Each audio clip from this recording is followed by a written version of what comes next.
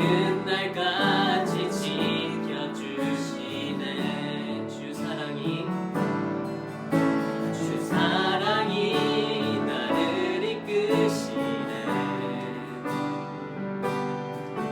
내가 갈 수 없는 그곳으로 주의 사랑 나를 붙드시며 세상 끝날까지 인도하시네. 주님만이 내 아픔 아시며 주님만이 내 맘 어루만지네. 어느 누구도 나를 향하시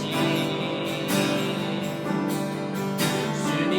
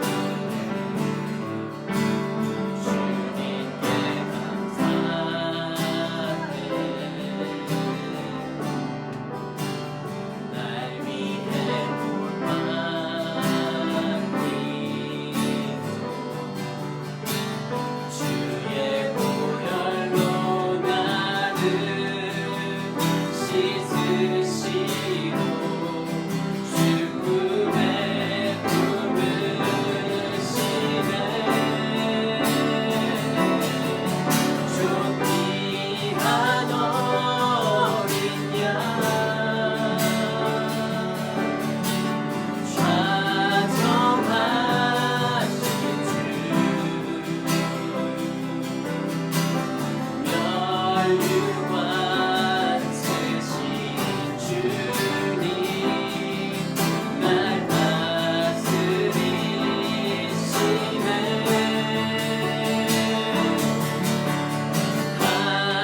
하나님 아들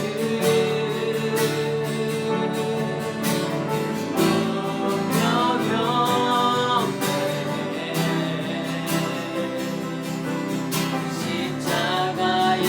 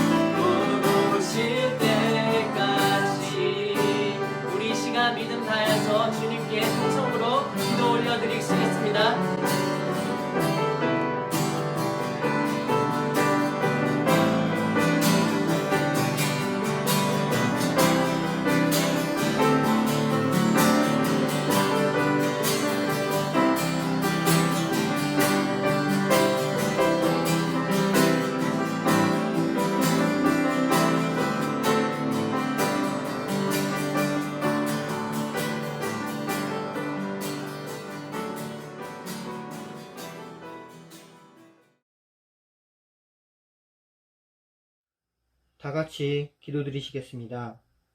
지금도 살아계셔서 우리의 삶 속에서 늘 역사하시는 하나님 아버지 감사합니다. 열악한 환경 속에서도 주님을 잊지 않고 성령의 이끄심으로 예배드리게 하심을 감사드립니다. 종려 주일인 오늘 예수 그리스도의 예루살렘 입성과 고난 그리고 죽으심과 부활하심을 기억하게 하시옵소서. 또한 예수의 보혈을 항상 감사하는 더함교회가 되게 하여 주옵소서. 주의 은혜 없이는 숨조차 쉴 수 없는 나약한 존재인 저희를 불쌍히 여기소서. 전 세계가 코로나 바이러스로 인해 많은 사람들이 죽고 살아있는 자들은 질병에 대한 공포와 경제적 어려움 등 정말 힘든 시간을 보내고 있습니다. 우리의 일상은 이미 깨어져 버렸고 기약 없는 불안정한 상황에 고통받고 있나이다. 이 질병으로부터 더함교회와 전세계 모든 교회의 주의 자녀들을 지켜주시옵소서. 그리고 질병이 걸린 자들을 긍휼히 여기시고 속히 백신이 개발되어 환자들이 치료받을 수 있게 하옵소서. 하나님 아버지, 세계 열방을 불쌍히 여기시고 온 세계가 염려하고 근심하는 이 바이러스의 재앙이 하루속히 종식되게 은혜를 베풀어 주옵소서.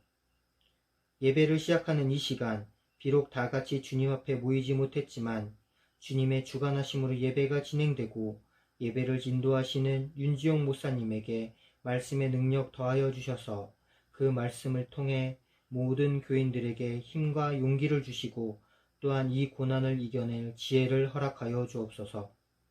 하루빨리 우리의 주일 예배가 복원되도록 인도하여 주시고 코로나 바이러스라는 환란을 통해 주의 자녀들이 더욱 강하게 연단되도록 능력 더하여 주옵소서.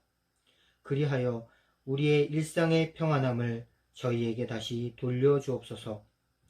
이 모든 말씀 예수 그리스도 이름으로 간절히 기도드립니다. 아멘.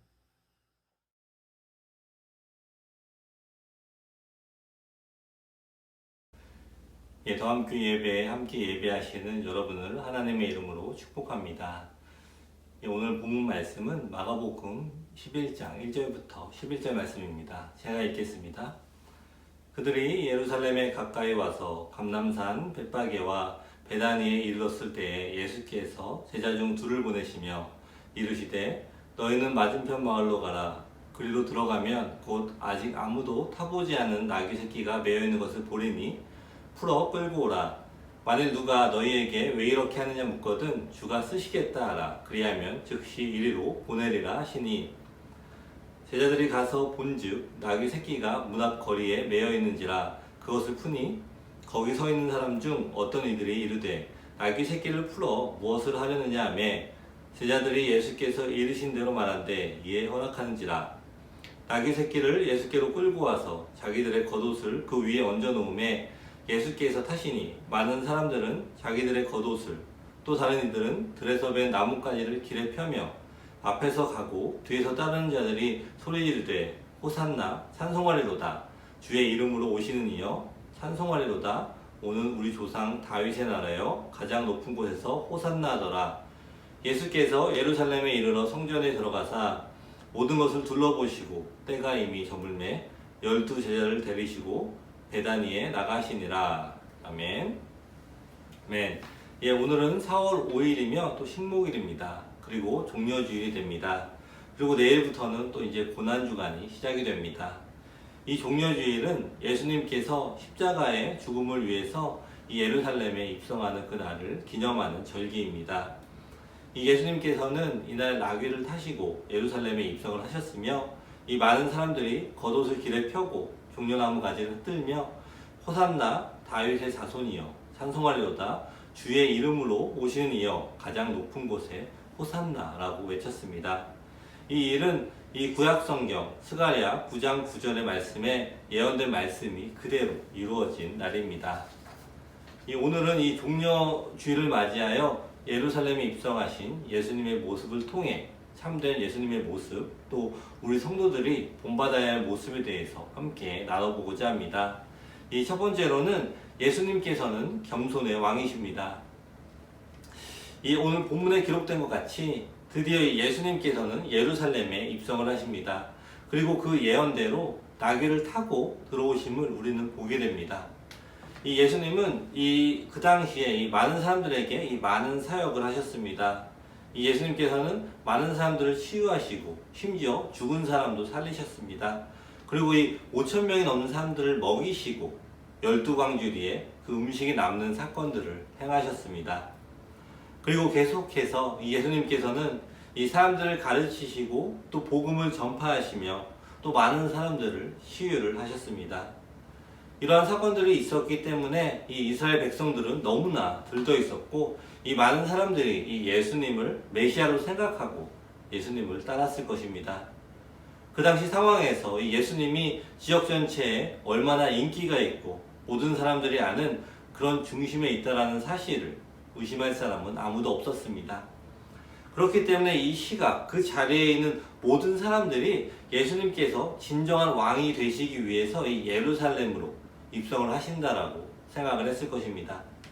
그때 이 예수님의 행동은 어땠습니까? 2절을 보시면은 이르시되 너희는 맞은편 마을로 가라. 그리로 들어가면 곧 아직 아무도 타보지 않은 나귀 새끼가 매어 있는 것을 보리니 풀어 끌고 오라 라고 말씀을 하십니다. 이 예루살렘에 입성을 하려고 하실 때 예수님께서는 이 제자들에게 이 나귀 새끼를 가지고 오라고 명령을 하십니다. 주위에 그 많은 무리들, 예수님을 따르는 많은 무리들이 있었습니다. 이 예수님께서는 주위에 자신을 따르고 있는 그 많은 무리들이 있었음에도 불구하고 예수님께서는 이 나귀 새끼를 타십니다. 이 시대를 생각해 보시면은 이 시대에는 이 나귀는 이 사람들의 교통수단이었다고 합니다. 그리고 이 왕들은 주로 말을 탔다고 합니다. 특히 왕들이 타고 있는 말들은 정말로 위풍당당하게 이 왕의 품위를 높여줄 만한 멋진 말들이 동원되었다고 합니다. 그리고 이 일반 평민들은 나귀를 타고 다녔다고 합니다. 이 나귀와 이 나귀 새끼는 겸손과 평화를 상징하는 동물이었다고 이야기를 합니다. 이 스가랴 9장 9절을 보시면은 제가 읽겠습니다. 시온에 따라 크게 기뻐할지어다. 예루살렘에 따라 즐거이 부를지어다. 보라, 내 왕이 내게 임하시나니 그는 공의로우시며 구원을 베푸시며 겸손하여서 나귀를 타시나니 나귀의 작은 것 곧 나귀 새끼니라 라고 기록이 되어 있습니다. 이 구약의 이 스가랴의 예언의 말씀을 이루기 위해서 이 만왕의 왕이신 예수 그리스도는 이 예루살렘에 들어가실 때 이 나귀 새끼를 타셔서 겸손과 이 또 평화의 왕이심을 보여주신 것입니다. 이 예수님께서 이 멋있는 말을 동원해서 타시려고 했다면 아마 그것은 불가능한 일이 전혀 아니었을 것입니다. 하지만 예수님께서 이 예루살렘에 입성하는 모든 순간순간이 하나님의 예언의 말씀을 이루기 위한 것이었으며 이 나귀 새끼를 타고 온다라는 것은 그분이 현재 이 세상에 있는 왕들과는 다르게 평화와 이 겸손의 왕이심을 상징적으로 보여주는 그러한 부분입니다. 우리 또한 이런 예수님의 모습을 닮아가야 합니다. 이 예수님께서는 능력이 없기 때문에 겸손한 것이 아니었습니다. 이 예수님께서는 그 누구보다도 능력이 있으셨지만 이 모든 사람들 앞에서 겸손하셨습니다. 이 자신의 능력을 보이며 이 사람들을 무시하고 깔본 것이 아니라 이 자신의 능력을 이용하여서 사람들을 도우셨습니다. 그리고 지금 이 순간에도 이 사람들을 위하여 이 자신의 사명을 가지고 예루살렘에 입성을 하게 되는 것입니다. 우리 다음 성도 여러분, 우리는 이 예수님을 믿는 사람들입니다. 이 크리스천의 진정한 의미는 이 예수님을 듣고 아는 것으로 끝나는 게 아닙니다. 우리 크리스천들은 우리의 삶을 통하여서 이 예수님의 모습을 나타내는, 즉 이 예수님의 발자취를 따르는 그러한 사람들입니다. 이 종려주의를 맞이하여서 이 겸손의 왕으로 오신 예수님을 봅니다. 하나님의 말씀을 그대로 이루기 위해서 겸손의 모습을 보이신 그 모습을 바라봅니다. 누구보다 능력이 있으시며 전지하시고 전능하신 예수님께서는 그 누구보다도 더 겸손하셨습니다. 그리고 그 겸손을 지금 우리에게 이 말씀을 통하여서 가르치십니다. 우리 더함 성도 여러분, 예수님을 더욱 따라가는 여러분들 되시기를 축원합니다. 예수님의 말씀을 따라 겸손하게 순종하며 따라갈 때에 하나님의 말씀이 그대로 여러분의 삶 가운데 열매를 맺게 될 것입니다. 이번 한 주간 이 우리의 삶 가운데 겸손의 왕인 예수님을 더욱더 묵상하시는 여러분들이 되시기를 축원합니다. 두 번째로는 이 예수님은 세상의 기대와는 다르신 분이십니다. 두 번째로 이 예수님은 이 세상의 기대와는 다르신 분이십니다. 이 8절부터 10절 말씀을 제가 읽겠습니다. 많은 사람들은 자기들의 겉옷을, 또 다른 이들은 들에서 벤 나뭇가지를 길에 펴며 앞에서 가고 뒤에서 따르는 자들이 소리지르되 호산나 찬송하리로다. 주의 이름으로 오시는 이여 찬송하리로다. 오는 우리 조상 다윗의 나라여 가장 높은 곳에서 호산나 하더라. 이 예수님께서는 이 겸손의 모습으로 또 평화의 모습으로 나귀 새끼를 타십니다. 그리고 그 후에 바로 많은 사람들이 이 예수님을 향해서 환호를 하기 시작합니다. 이 많은 사람들이 이 놀라운 기적의 사건들을 통해서 예수님이 보통 사람이 아니라는 것을 이미 알았습니다. 그리고 이 나귀 새끼를 타고 예루살렘에 입성하는 것을 보면서 예수님께서는 진정한 우리의 메시아이시다. 나를 구원하소서라고 외치고 있습니다. 이제 이 사람들은 이 예수님에 대한 의심이 전혀 없습니다. 그리고 진정한 왕이 되실 예수님을 바라보면서 기대를 하게 됩니다. 이 세상의 기대가 무엇이었습니까? 그곳에 있는 이 모든 사람들의 기대가 무엇이었습니까? 그 당시 이 로마 제국의 지배를 받던 이 이스라엘 민족은 예수님께서 자신들의 압제당하는 현실 가운데에서 해방을 시켜주실 메시아라고 믿고 그분의 입성을 기뻐하며 또 환호를 했을 것입니다. 그곳에 있는 이 모든 사람들은 예수님께서 왕이 되심으로 자신들의 삶에 변화가 일어날 것을 꿈꾸었습니다. 이것을 다른 방향으로 바꿔서 생각을 해보자면은 이 사람들이 또 많은 무리들이 예수님을 따른 것은 예수님 그 자체를 보고 따른 것이 아니라 이 예수님의 능력, 그 예수님의 행동을 보면서 따른 것입니다. 그리고 이 스가랴의 예언이 성취되어 가는 이 과정을 바라보면서 이 사람은 우리들의 왕이 될 자격이 있다. 이 사람은 우리의 왕, 메시아이시다 라고 생각을 한 것입니다. 즉 자신들이 원하고 기대했던 이 메시아의 자리에 예수님을 놓고 그 모습을 따라온 것입니다. 이 사람들은 예수님께서 이 땅을 통치하던 이 로마 사람들을 몰아내고 자신들을 그 자리에 세워줄 것이라는 헛된 기대를 가지고 살았습니다. 하지만 이 예수님은 어떠셨습니까? 이들이 그렇게 원했던 이 정치적인 메시아가 되지 않으셨습니다. 그것은 처음부터 예수님의 목적이 아니었기 때문입니다. 예수님과 이 사람들의 생각은 처음부터 완벽하게 달랐습니다. 이 예수님께서는 자신의 삶을 희생하심으로 이 땅에서 정치적인 메시아가 아니라 실제적인 또 진실된 메시아가 되어주신 것입니다. 우리를 너무 사랑하시기 때문에 자신의 삶을 희생하시고 우리의 죄를 가지시고 또 십자가에 못 박혀 죽으시고 부활하심을 통해서 우리에게 이 영원한 생명을 주시기 위한 하나님이 주신 그러한 사명이 있었던 것입니다. 하지만 이 무리들은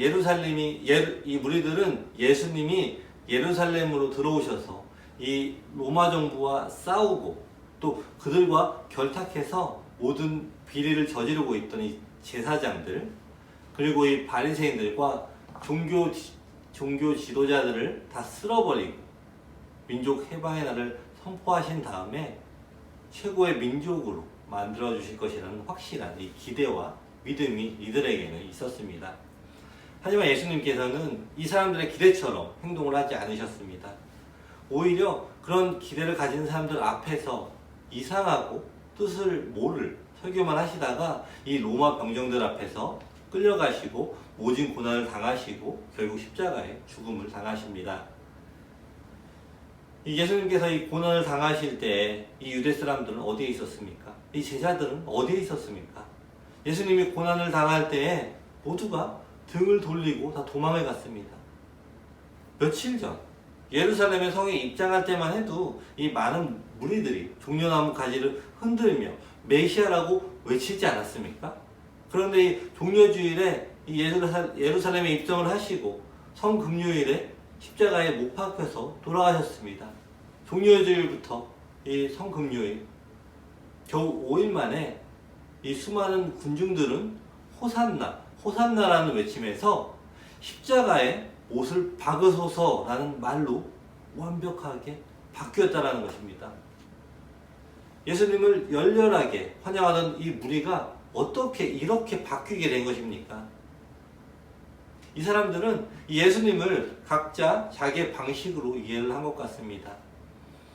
자신들의 생각이 너무나 깊이 머릿속에 심겨져 있었기 때문에 아무리 예수님께서 나는 예루살렘에 올라가서 고난을 당하고 침뱉음과 채찍질을 당하고 결국 죽임을 당할 것이다.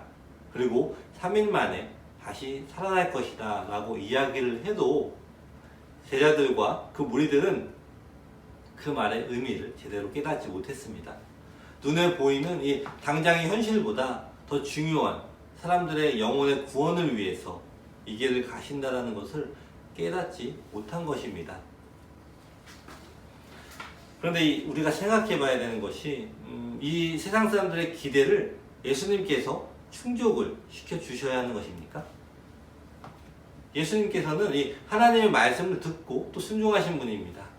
이 세상의 기준과는 이미 다른 삶을 살아오셨고 또 이 땅에 오신 분명한 목적이 있으셨습니다. 하지만 이 세상에 있는 사람들이 자기 마음대로 결정을 하고 또 그 기대대로 이루어지지가 않자 본인들이 원하는 메시아가 아니라고 생각을 하고 결국에는 이 십자가에 못을 박으라고 외치는 사람들도 있게 됩니다. 과연 그 자리에 있었던 이 무리들이 진정 예수님과 같은 생각, 같은 뜻을 품고 행동하는 사람일까? 라는 생각이 들었습니다.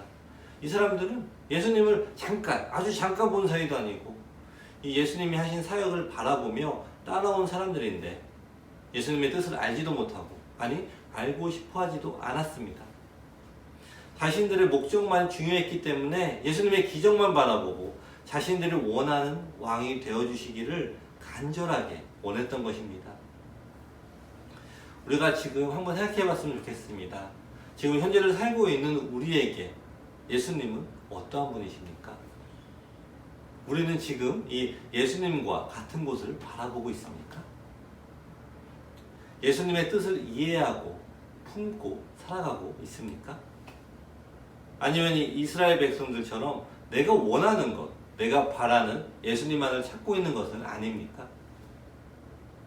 우리가 원하는 것을 외치는 일이 잘못된 일들은 아니지만 우리는 먼저 이 예수님의 뜻을 구해야 합니다. 그것이 바로 순서가 되는 것입니다. 우리가 행복한 것, 물론 예수님이 기뻐하시는 일이지만 그 가운데에 예수님께서 함께 하시는 것이 더욱더 중요한 일이 되는 것입니다. 이 오늘 종려주일을 지나 다음 주 한 주간 이 십자가로 가는 예수님의 길을 생각하면서 과연 나는 그분의 그 길을 이해하고 십자가에까지 같이 갈 준비가 되어 있는가를 돌아보았으면 좋겠습니다. 우리는 하나님을 믿는다고 하면서 오늘 종려주일에 이 이스라엘 백성처럼 내가 생각하는 하나님, 내가 원하는 방향으로 움직여 주실 하나님을 기대하며 살아가는 것은 아닙니까? 나를 누르고 있는 이 어려움에서 나를 해방시켜 줄 메시아, 놀라운 기적들을 나에게 베풀어 줄 메시아, 이러한 예수님의 모습을 만들어 놓고 있는 것은 아닌가 한번 돌아보면 좋겠습니다. 우리 다음 성도 여러분, 우리는 이 하나님을 제대로 알아야 합니다. 우리의 기대와 생각으로 움직이는 하나님이 아니라 이 온전한 주권자가 되신 우리의 주권자가 되신 하나님, 그분의 계획과 그분의 뜻을 알기를 원해야 합니다. 그리고 우리의 인생의 주권자가 누구인가를 확실하게 알아야 합니다. 우리의 인생의 주인이 되시는 이 하나님의 주권에 순복하는 삶을 살아야 하는 것입니다. 우리 부모가 이 자녀를 사랑으로 키웁니다. 그리고 이 정상적인 일반적인 부모라면 아이를 위해서 어떤 것도 희생할 수 있을 것이며 무엇이든 자식을 위해서라면 아깝지 않다고 생각을 할 것입니다. 하지만 이 정말로 아이를 사랑하는 부모라면 아이를 위한 결정을 할 때 무엇이든 아이의 뜻대로 하지 않을 것입니다. 아이를 양육하는 동안에 아이의 이야기를 잘 듣고 또 공감하고 대화를 하지만 이 아이에게 필요한 것들을 결정하고 인도하는 주권은 아이의 부모님께 있는 것입니다. 이 건강하게 자라는 아이들은 부모의 주권을 인정하고 순복하는 그러한 자녀들입니다. 부모는 사랑으로 이 자녀들을 돌보고 자녀들은 부모님의 주권에 순종을 합니다. 이것을 강압적으로 따르는 것이 아니라 나를 사랑하고 돌보아주는 이 부모님께 이 자녀들은 이 순종으로 그의 사랑을 표현을 하고 있습니다. 여러분의 삶 가운데 예수님의 뜻을 이해하지 못할 때가 많으십니까? 내가 기대하는 이 모습과 너무 다른 이 현실 속에서 예수님을 원망하는 그런 마음은 없으십니까? 이 종료주의를 맞이해서 이 시간 예수님을 환영하는 여러분의 마음의 동기를 한번 살펴봤으면 좋겠습니다. 진정한 나의 인생의 주인이시며 예수님의 주권에 순종하겠다라는 마음으로 예수님을 지금 환영하고 있는가? 아니면 아직도 나의 생각대로 움직여 주시기를 기대하며 지금 예수님을 바라보고 있는가? 여러분의 마음속 깊은 곳을 솔직하게 들여다보시기를 바랍니다. 그리고 이번 한 주간 나의 인생의 이 주권자가 되신 하나님을 더욱 인정하고 순복하는 시간이 되시기를 축원합니다. 내가 원하는 나의 기대가 아니라 그분의 기대를 바라보십시오. 그분의 눈길이 어디에 머무르고 있는가를 바라보십시오. 우리 다음 성도 여러분, 사람들의 기대를 따르지 않고 오직 하나님의 뜻을 따랐던 이 예수님의 모습을 본받으며 우리도 내 뜻을 따라 움직이는 하나님이 아니라 내 삶 가운데에서 나를 향한 하나님의 뜻이 무엇인가를 더욱 깊이 생각하면서 그분의 뜻에 순종하는 여러분들 되시기를 축원합니다. 말씀을 마무리하겠습니다. 이 많은 사람들이 예수님을 따랐습니다. 그리고 그 사람들은 예수님이 우리의 메시아라고 믿었습니다. 하지만 예수님의 행동들이 자신이 생각해왔던 메시아의 행동과는 다르다고 생각을 했을 때 그들은 너무나 쉽게 변하였습니다. 그리고 이 예수님의 무리에서 예수님의 반대 세력이 되었습니다. 그들이 마음대로 결정한 또 생각한 메시아의 모습에 충족이 되지 않자 그들은 실망을 하였습니다. 하지만 중요한 것은 우리의 생각 속에서의 예수님의 모습이 아닙니다. 우리는 예수님의 실제적인 모습, 예수님 그대로를 바라보아야 합니다. 우리가 예수님의 실제적인 모습을 바라보기 위해선 우리는 성경을 묵상하며 예수님이 말씀하신 것을 들어야 합니다. 예수님이 말씀하시는 그분 그대로의 모습을 따르며 우리의 삶의 중심이 내가 아닌 예수님이 중심이 되는 삶을 살아가는 것, 그것이 바로 우리가 예수님을 체험하는 방법이 되는 것입니다. 그래서 함께 성도 여러분, 예수님과 같은 것을 바라보고 또 같은 뜻을 품고 살아가시기를 축원합니다. 다음 주 부활절을 맞이하기 전 일주일의 이 고난 주간을 지나며 이 예수님의 마음을 품으시기를 바랍니다.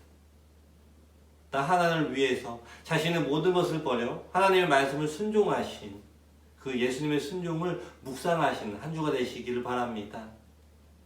그분의 마음을 이해하면 할수록 우리의 부활절 아침은 더욱 빛이 나게 될 것입니다.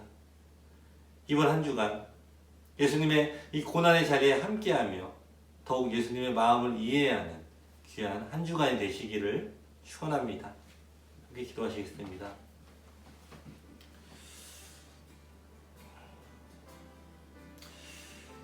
하나님, 종료주의를 맞이해서 많은 사람들이 예수님 앞에 나와 예수님께 환호합니다.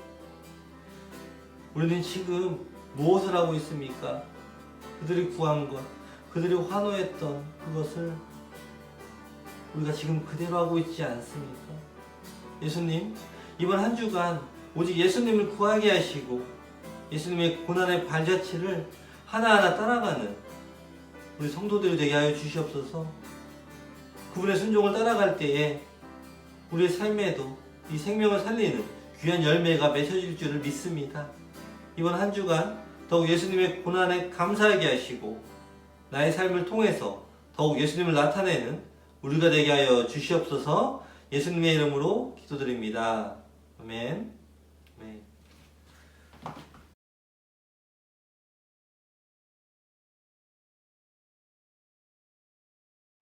축도하시겠습니다. 지금은 우리 주 예수 그리스도의 은혜와 하나님 아버지의 사랑과 성령의 교통하심이 지금 이 시간 각자의 자리에서 예배를 드리는 우리 성도 모두 머리 위에 지금부터 영원까지 함께 있을지어다.